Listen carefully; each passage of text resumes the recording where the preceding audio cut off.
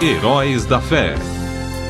20 homens extraordinários que incendiaram o mundo. De autoria de Orlando Boyer.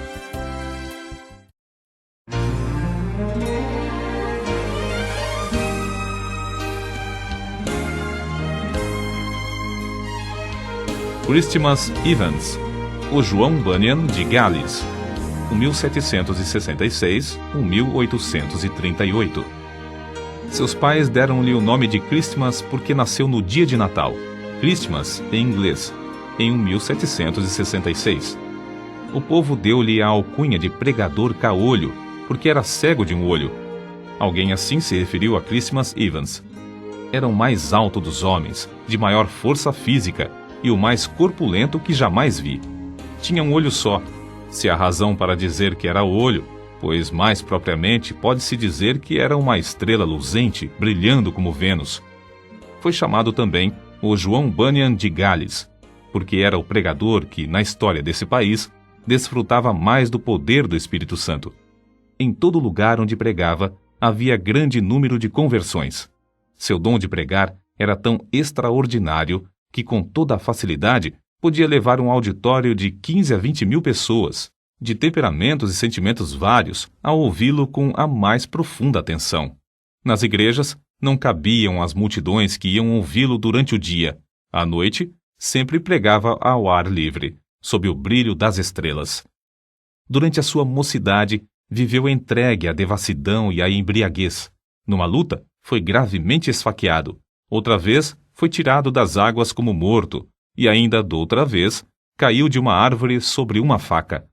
Nas contendas era sempre o campeão, até que, por fim, numa briga, seus companheiros cegaram-lhe um olho. Deus, contudo, fora misericordioso durante esse período, guardando-o com vida para, mais tarde, fazê-lo útil no seu serviço. Com a idade de 17 anos, experimentou a graça da salvação. Aprendeu a ler e, não muito depois, foi chamado a pregar e separado para o ministério. Seus sermões eram secos e sem fruto até que, um dia, em viagem para Maintward, segurou seu cavalo e entrou na mata, onde derramou a sua alma em oração a Deus. Como Jacó em Peniel, de lá não saiu antes de receber a bênção divina. Depois daquele dia, reconheceu a grande responsabilidade de sua obra. Regozijava-se sempre em espírito de oração e surpreendeu-se grandemente com os frutos gloriosos que Deus começou a conceder-lhe. Antes dessas coisas acontecerem, possuía dons e corpo de gigante. Depois, porém, foi-lhe acrescentado o espírito de gigante. Era corajoso como um leão e humilde como um cordeiro. Não vivia para si, mas para Cristo. Além de ter, por natureza, uma mente ativa e uma maneira tocante de falar, tinha um coração que transbordava de amor para com Deus e o próximo. Verdadeiramente era uma luz que ardia e brilhava. No sul de Gales andava a pé, pregando, às vezes, 5 sermões num só dia. Apesar de não andar bem vestido e de possuir maneiras desastrosas, grandes multidões afluíam para ouvi-lo. Vivificado com o fogo celestial, subia em espírito como se tivesse asas de anjo e quase sempre levara o auditório consigo. Muitas vezes, os ouvintes rompiam em choro e vivenciavam outras manifestações, coisas que não podiam evitar. Por isso, eram conhecidos como saltadores galeses. Era a convicção de Evans que seria melhor evitar os dois extremos, o excesso de ardor e a frieza demasiada. Deus, porém, é um ser soberano e opera de várias maneiras. A alguns, ele atrai pelo amor, enquanto a outros, ele espanta com os trovões do Sinai, para acharem preciosa paz em Cristo. Os vacilantes, às vezes, são por Deus sacudidos sobre o abismo da angústia eterna, até clamarem pedindo misericórdia e acharem gozo indizível. O cálice desses transborda até que alguns, não compreendendo, perguntam: por que tanto excesso? Acerca da censura que faziam aos cultos, Evans escreveu: admiro-me de que o gênio mau, chamando-se o anjo da ordem, queira experimentar tornar tudo na adoração a Deus em coisa tão seca como o Monte Gilboa. Esses homens da ordem desejam que o orvalho caia e o sol brilhe sobre todas as suas flores, em todos os lugares, menos nos cultos ao Deus Todo-Poderoso. Nos teatros, nos bares e nas reuniões políticas, os homens comovem-se, entusiasmam-se e são tocados de fogo como qualquer saltador galês. Mas, segundo eles desejam, não deve haver coisa alguma que dê vida e entusiasmo à religião. Irmãos, meditai nisto. Tendes razão ou estáis errados?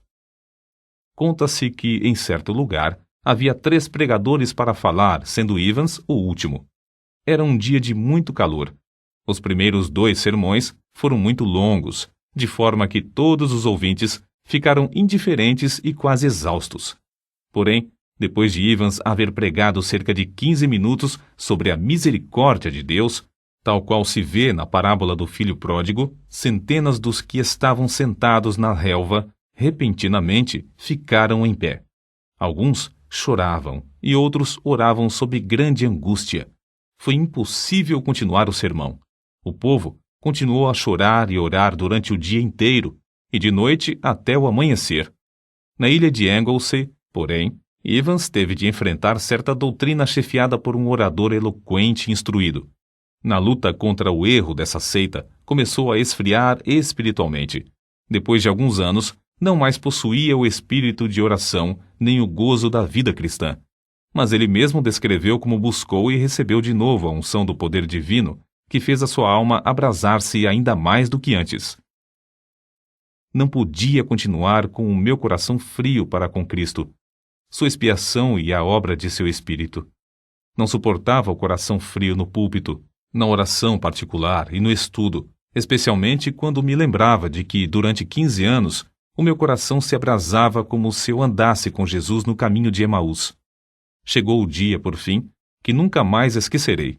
Na estrada de Dowdley, senti-me obrigado a orar, apesar de ter o coração endurecido e carnal.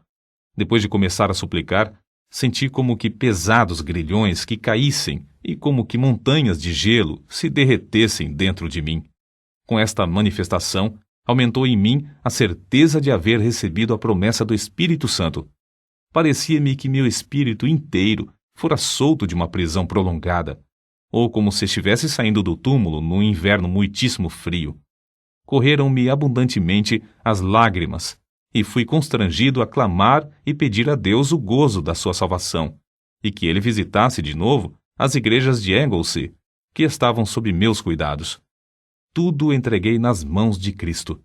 No culto seguinte, senti-me como que removido da região estéril e frígida de gelo espiritual para as terras agradáveis das promessas de Deus.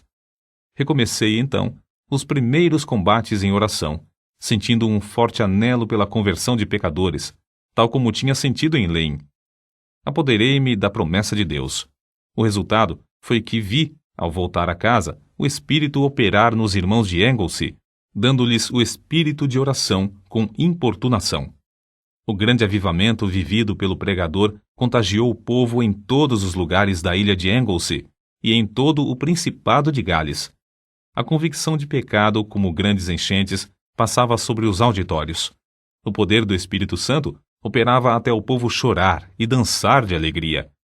Um dos que assistiram ao seu famoso sermão sobre o endemoniado gadareno conta que Evans retratou tão fielmente a cena do livramento do pobre endemoniado, a admiração do povo ao vê-lo liberto, o gozo da esposa e dos filhos quando voltou à casa, curado, que o auditório rompeu em grande riso e choro. Alguém assim se expressou. O lugar tornou-se um verdadeiro boquim de choro. Juízes, capítulo 2, versículos 1 ao 5. Outro ainda disse que o auditório ficou como os habitantes de uma cidade abalada por um terremoto, correndo por fora, prostrando-se em terra e clamando a Deus. Não semeava pouco, portanto colhia abundantemente. Ao ver a abundância da colheita, sentia seu zelo arder de novo, seu amor aumentar, e era levado a trabalhar ainda mais. A sua firme convicção era de que nem a melhor pessoa pode salvar-se sem a operação do Espírito Santo, e nem o coração mais rebelde pode resistir ao poder do mesmo Espírito. Evans sempre tinha um alvo quando lutava em oração. Firmava-se nas promessas de Deus, suplicando com a persistência de quem não pode desistir antes de receber. Dizia que a parte mais gloriosa do ministério do pregador era o fato de agradecer a Deus pela operação do Espírito Santo na conversão dos pecadores. Como vigia fiel, não podia pensar em dormir enquanto a cidade se incendiava. Humilhava-se perante Deus, agonizando pela salvação de pecadores, e de boa vontade gastou suas forças físicas e mentais na fala de seu último sermão, sob o poder de Deus, como de costume. Ao findar, disse: "Este é meu último sermão." Os irmãos entenderam que se referira ao último sermão naquele lugar. Caiu doente, porém, na mesma noite. Na hora da sua morte, 3 dias depois, dirigiu-se ao pastor, seu hospedeiro, com estas palavras: "O meu gozo e consolação é que, depois de me ocupar na obra do santuário durante 53 anos, nunca me faltou sangue na bacia. Prega Cristo ao povo." Então, depois de cantar um hino, disse: "Adeus, adeus." E faleceu. A morte de Christmas Evans foi um dos eventos mais solenes de toda a história do Principado de Gales. Houve choro e pranto no país inteiro. O fogo do Espírito Santo fez os sermões desse servo de Deus abrasar de tal forma os corações que o povo da sua geração não podia ouvir pronunciar o nome de Christmas Evans sem ter uma lembrança vívida do filho de Maria na manjedoura de Belém, do seu batismo no Jordão, do jardim do Getsêmani, do tribunal de Pilatos, da coroa de espinhos, do monte Calvário, do Filho de Deus imolado no altar, e do fogo santo que consumia todos os holocaustos, desde os dias de Abel até o dia memorável em que esse fogo foi apagado pelo sangue do Cordeiro de Deus.